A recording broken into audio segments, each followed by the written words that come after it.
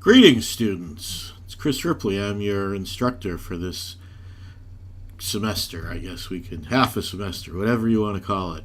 And today, as we move into week 2, I wanted to spend a little bit of time talking about the assignment. Now, it's not due to week 3, but I encourage everyone to get on board with it and take a look at it and start planning, because there's opportunities that you'll wish that you had started earlier. So what I'm going to do, I have my screen set up in learner mode, so this would look the same as your screen should look, hopefully. It's always a mystery of mine. What does the student screens look like? And here we have training needs assessment, and you can see, first thing here to see is that this is going to be, what I affectionately call a snowball assignment, where the first part's going to lead into the second part that's going to lead into the third part. So just to understand that. So your importance in the first part is really important. Your involvement in the first part and doing well on that is going to lead into the second and third part. And a little reminder here, if you haven't turned in the academic integrity module yet, go ahead and do that. I really need that, and it was due already. So do that. I'm doing this on Monday morning, about 11 o'clock in the morning. So here's the assignment. And I'm not going to read everything here, but I think you need to make sure. What I found the most successful for me as a student was to read the assignment before I did anything, read the whole assignment. And then as I did the assignment, go back and read it, and especially in this case, you kind of want to check off each part, and then read it at the end. And a good way to read it or review it at the end is to review the rubric. So I'm going to talk about that as well.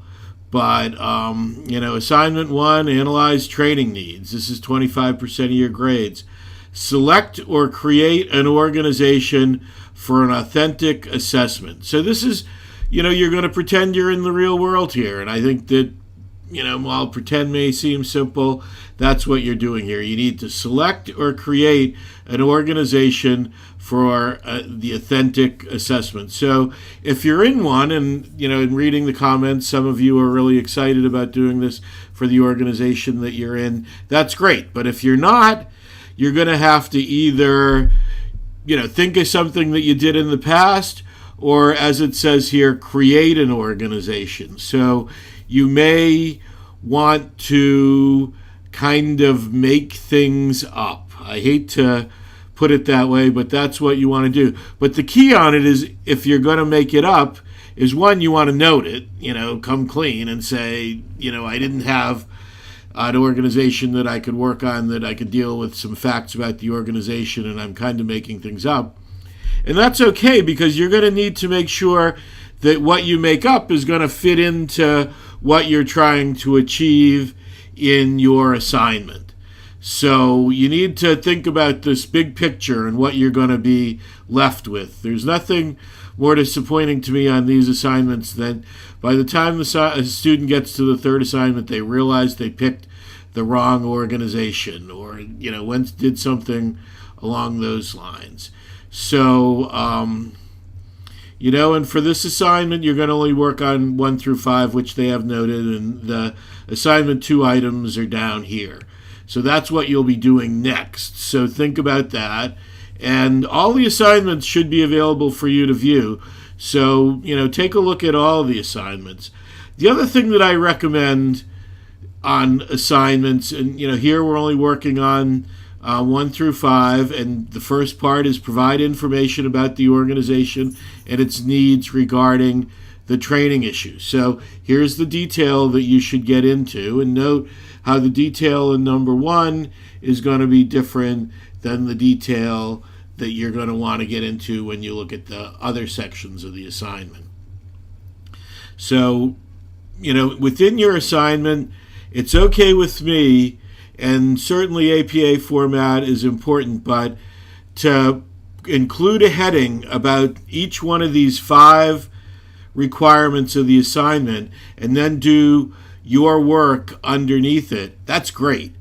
One of your responsibilities, I think, as a student in preparing assignments is you want to make sure that it's as easy as possible for the professor to understand where each part of your assignment lies. And by putting headings in that, that's a great way to do it. So I encourage you to use that format as well.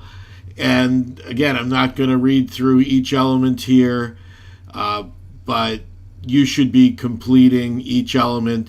There's great information this week in the content that you should be studying about training needs and analysis and doing that sort of thing. So, and then you're going to have to think about outcomes, performance, and performance gaps, and how to close those gaps.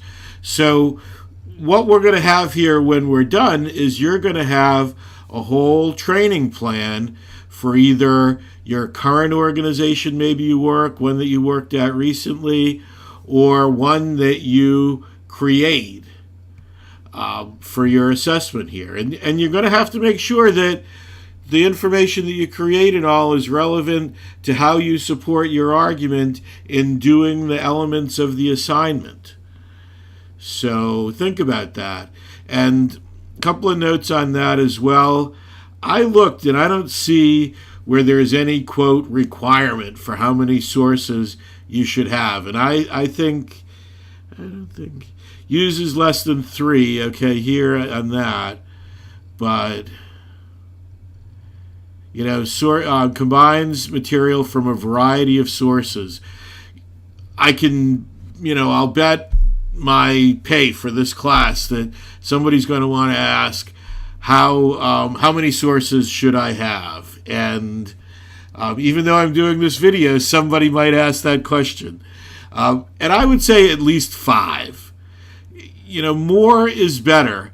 Now the key thing on sources is, and this goes both ways here, for sources, 1, do not list sources that you do not cite in the body of your assignment. So when you list the source in your references at the end of your paper, there should be some citation in the body of the paper that goes with that citation. Just to have read something but not have used it to contribute to any of the assignment is not acceptable. That's really not a source, and I wouldn't count that as a source. The other thing is, and this is really important, and I'm asking everybody at the end of the assignment to run their papers through turnitin.com, and you don't want to have more than 25 or 30% of the material from outside sources.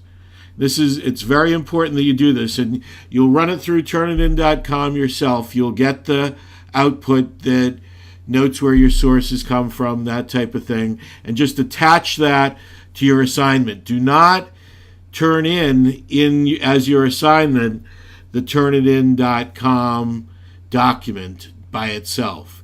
Include your assignment before you sent it into turnitin.com, and then the printout that you get or the PDF that you get from turnitin.com.